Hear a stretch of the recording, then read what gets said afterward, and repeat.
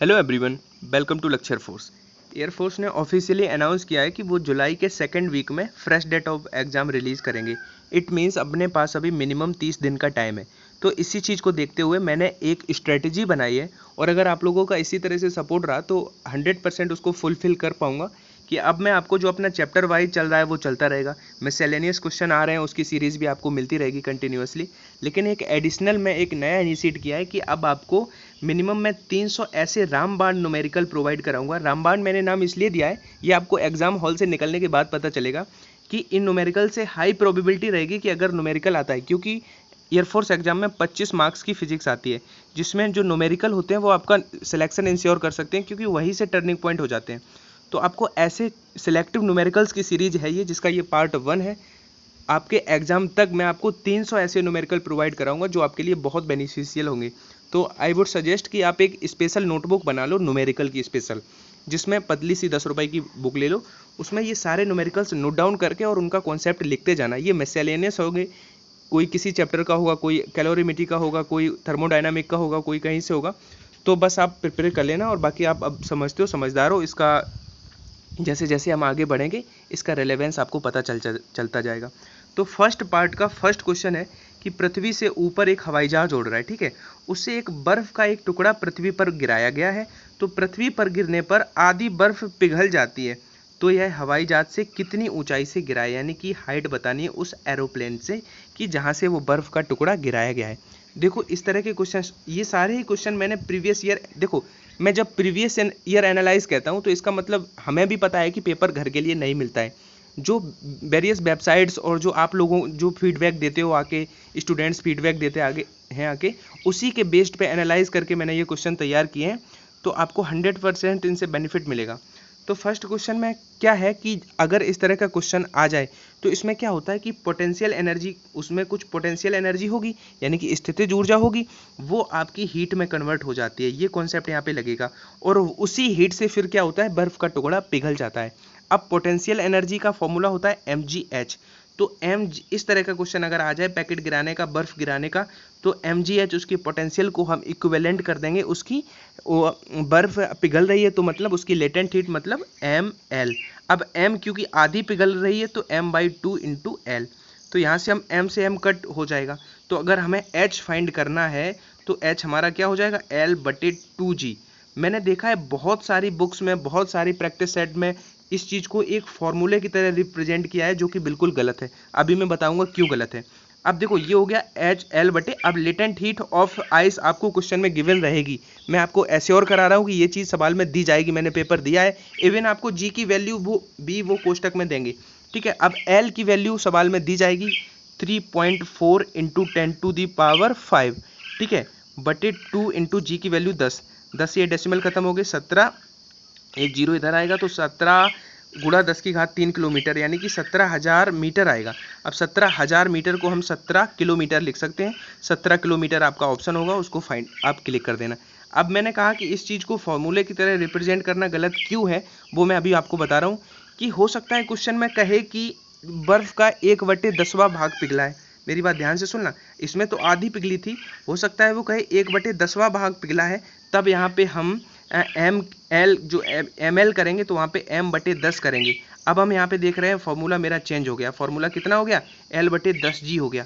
तो इस तरह से आपको इसको फॉर्मूले की तरह जो रिप्रेजेंट कर रहे हैं उनसे मैं अगर वो वीडियो उन तक गया है या उनको पता चला है तो वो एक गलती कर रहे हैं। इस तरह से स्टूडेंट्स को मिसगाइड ना करें, वहाँ पे फॉर्मूला चेंज हो जाएगा, क्योंकि मैंने देखा है एक प्रैक्टिस सेट में इसको फॉर्मूले की तरह लिखा हुआ, इसलिए मैंने ये बात बोली है।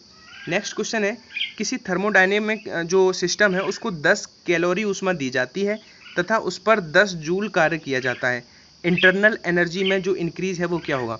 देखो जो ऊष्मागतिकी का प्रथम नियम है, यानी कि फर्स्ट लॉ ऑफ थर्मोडायनामिक, वो क्या कहता है कि अगर हम किसी सिस्टम को Q ऊष्मा देंगे तो कुछ तो वो वर्क डन करेगा, और जो ऊष्मा बची वो आपकी इंटरनल एनर्जी में वृद्धि करने में चली जाती है, इंटरनल एनर्जी में इंक्रीज करने में लग जाती है। तो हमें ये निकालनी है। इसे निकालने के लिए हम Q माइनस W कर देंगे, क्योंकि W उधर जाएगा, माइनस का हो गया। अब मोस्ट प्रोबेबली आप क्या करोगे एग्जाम में कि Q का मान आपने रखा 10 माइनस W 10 जूल कार्य किया, 10 करके आप 0 और आप मार्क कर दोगे। आप 100% गलती कर रहे हो, ठीक है।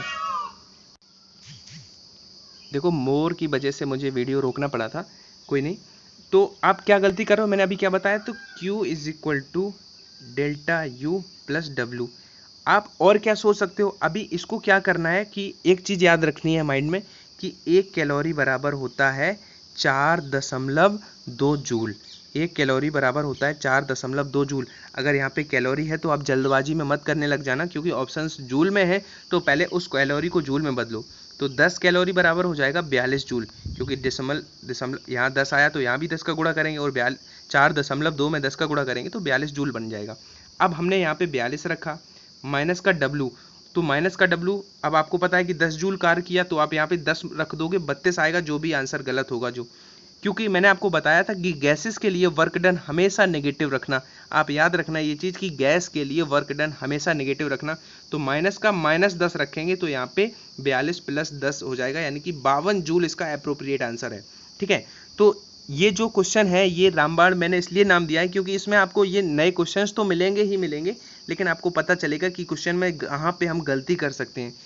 ठीक है, बस आप अप्रिशिएट करना अगर आपकी हेल्प हो रही है तो इस तरह से मैं आगे और सीरीज कंटिन्यू करूंगा और कोशिश करूंगा कि नंबर ऑफ क्वेश्चंस डबल कर दूं। नेक्स्ट में डबल, फिर ट्रिपल, इसी तरह से नंबर ऑफ क्वेश्चंस बढ़ जाएंगे अगर आप लोगों का सपोर्ट अच्छा रहा। अभी वीडियो को पॉज करके आप लाइक कर सकते हो। गुना कर दिया जाए, यानी कि प्रेशर हमें अचानक सडनली 8 गुना हो गया तो वॉल्यूम कितने गुना हो जाएगा। देखो मोस्ट प्रोबेबली लड़का क्या सोचता है, जब उसने प्रेशर और वॉल्यूम देखा तो वो बॉयल के नियम से जाने लगेगा और 1 मिनट अपना टाइम वेस्ट करेगा, उसके बाद आंसर नहीं आएगा, इवन आ भी जाएगा तो वो गलत क्लिक कर देगा। देखो जब भी अचानक यानी सडनली बात करी गई और आपको सिंपल सा दिख रहा है कि यहाँ पे इसकी वैल्यू दी गई है गैस के लिए, तो आप पॉइसन के नियम से अप्रोच करोगे। सॉरी लिख दूँ, PV की पावर गामा बराबर कॉन्स्टेंट।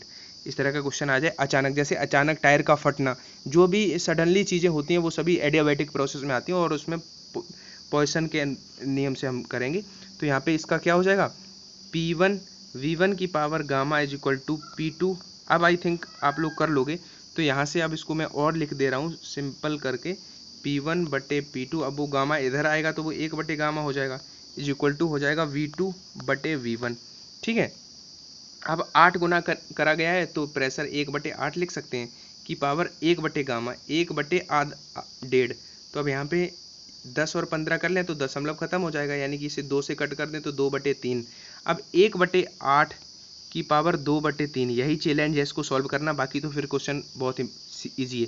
अब देखो 1/8 का जब हम स्क्वायर करेंगे तो 1/64 आएगा, 1/64 आया।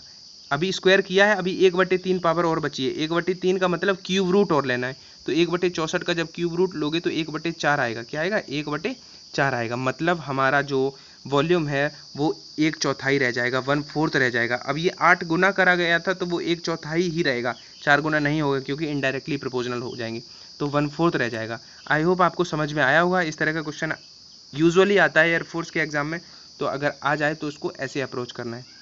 सेकंड क्वेश्चन है, फोर्थ क्वेश्चन है, एक सिरे पर बंद नली। देखो इसमें मैं आपको पहले क्वेश्चन पढ़ के बता दूं, फिर इंग्लिश वालों को भी बता दूंगा। देखो 2 तरह के आर्गन पाइप होते हैं, एक क्लोज आर्गन पाइप, एक ओपन आर्गन पाइप। मैंने दोनों के दो फॉर्मूले आपको प्रीवियस वीडियो में बताए थे, तो उसी पे बेस्ड एक न्यूमेरिकल है जो हो सकता है कि आ जाए, मुझे लगेंगे कि आ सकते हैं, जो फ्रिक्वेंटली पूछे जाते हैं वही मैंने इंक्लूड किए। तो उसकी मूल स्वर की आवृत्ति 200 हर्ट्ज थी। इसी प्रकार की एक नली है, उसी लेंथ की है, परंतु दोनों सिरे खुले हैं अब की बार, तब उसकी मूल स्वर की आवृत्ति क्या होगी। तो देखो ओपन आर्गन पाइप और क्लोज आर्गन पाइप और ओपन आर्गन पाइप, तो इसके लिए फ्रीक्वेंसी का क्लोज के लिए फॉर्मूला होता है, क्या होता है, V/4L। ठीक है, उसकी वेलोसिटी बटे 4L, और इसमें होता है फ्रीक्वेंसी का फॉर्मूला V/2L। ये दो फॉर्मूले मैंने आपको बताए थे फ्रीक्वेंसीज के। अब अगर हम देखें कि क्लोज आर्गन पाइप वाला ये है, अगर इसमें हम 2 से गुणा कर दें तो हमें, सॉरी ये हाँ क्लोज वाला है, क्लोज वाले में 2 से गुणा करने पे हमें ओपन वाला मिल जाएगा, क्योंकि ये 2 से 2 कट के V/2L बन जाएगा। यानी कि क्लोज वाले में 2 से गुणा कर देने पे हमें ओपन की फ्रीक्वेंसी मिल जाती है, यानी कि ओपन की फ्रीक्वेंसी क्लोज की, अब डायरेक्ट आप याद रखना, ओपन की फ्रीक्वेंसी क्लोज की ऑर्गन पाइप की फ्रीक्वेंसी की 2 गुनी होती है। अब अगर ये 200 है तो सीधा 200 का गुणा करके 2 में आपको 400 आंसर मार्क कर देना है। तो हर बार आपको एग्जाम में ये फॉर्मूले लिखने की जरूरत नहीं है 2L 4L। आप ये रिजल्ट डायरेक्ट याद रखो कि ओपन में अगर क्लोज में अगर 2 का गुणा कर दे तो ओपन की बन जाती है। तो इस तरह से अगर आए तो आप विद इन 5 सेकेंड इस क्वेश्चन को कर पाओ। नेक्स्ट क्वेश्चन है, उसमें क्या है कि हाइड्रोजन परमाणु के बोहर मॉडल में इलेक्ट्रॉन की पहली कक्षा की त्रिज्या R0 है या R0 है। एकल आयनित हीलियम परमाणु की दूसरी कक्षा की त्रिज्या क्या होगी? तो देखो R जो है वो याद रखना डायरेक्टली प्रोपोर्शनल होती है n²/z। कई बार देखो इसको इंडिविजुअली भी पूछा जा सकता है, केवल z से जहाँ पे मतलब होगा ऐसा भी क्वेश्चन आ सकता है। z मतलब उसका परमाणु क्रमांक। अब यहाँ पे 2 दिए हैं तो अब आप सिंपली इसको सॉल्व कर सकते हो। n², यहाँ पे अब अगर हम R1 और R2 कर लें तो देखो यहाँ से हमें R2 फाइंड करना है, यानी कि हीलियम वाले का फाइंड करना है। तो हीलियम वाले का आप 4 होगा ऊपर, क्योंकि 2 होता है उसका, तो परमाणु क्रमांक हीलियम का, तो उसका स्क्वायर करेंगे 2 का तो 4 हो जाएगा। बटे नीचे हाइड्रोजन का रख रहे हैं तो हाइड्रोजन का 1 होता है, 1 का बर करेंगे 1 ही रहता है। लेकिन ये जो परमाणु क्रमांक है ये ऊपर जाएंगे, तो ऊपर जाएंगे तो ये हो जाएगा 1 ऊपर। यहाँ पे ये हीलियम वाला है तो हीलियम वाला यहाँ पे रखेंगे 2, तो ये 2 से 2 बार कट जाएगा, यानी कि 2R0, यानी कि बी वाला इसका राइट आंसर। ये कैलकुलेशन आपको आई होप समझ में आ गई होगी। ठीक है, तो एक ट्रायल था इस नए इनिशिएट का, इस नई न्यूमेरिकल की सीरीज़ का। अगर आपको, क्योंकि जो चीज़ मैं करता हूँ वो सब आपके ही इंटरेस्ट के बेस्ड पे होती है, तो अगर आपको इंटरेस्ट नहीं है तो मैं इसको इसी बार में मैं 30 क्वेश्चन या 25 क्वेश्चन लेके 1-1.5 घंटे का वीडियो बना सकता था। लेकिन कई बार क्या होता है कि आपके मूड पे चीज़ें डिपेंड करती हैं। तो इस वीडियो का फीडबैक आप ज़रूर देना, क्योंकि मैं जेन्युइनली बोल रहा हूँ कि मैं इस चीज़ को सोच रहा हूँ, मतलब ये नया एक इनिशिएटिव ट्राई करूँ। मैं ऐसे न्यूमेरिकल कराऊंगा 300 न्यूमेरिकल, जिससे मुझे लगता है कि क्वेश्चन मैं पर्सनली मैं सोचता हूँ कि ज़रूर आएंगे क्वेश्चन। तो इस चीज़ का प्लीज़ फीडबैक ज़रूर देना। अभी मैं मानता हूँ कि आप कमेंट नहीं करते हो, टाइम नहीं होता है आपके पास, देख के वीडियो चले जाते हो, लेकिन इस वीडियो को मेरी हम्बल रिक्वेस्ट है कि कमेंट करके अपना फीडबैक ज़रूर दे देना कि इस तरह से चाहिए आपको वीडियो, या आपका इन न्यूमेरिकल्स में इंटरेस्ट नहीं है। ठीक है, और जो अपना चैप्टर वाइज है वो आता रहेगा, और जो अपनी मिसलेनियस की सीरीज़ आ रही है वो आती रहेगी। लेकिन इस पर मैं कुछ नया करना चाहता हूँ न्यूमेरिकल की फील्ड में, तो please please please humble request है कि आप इसका फीडबैक ज़रूर देना। ठीक है, जय हिंद।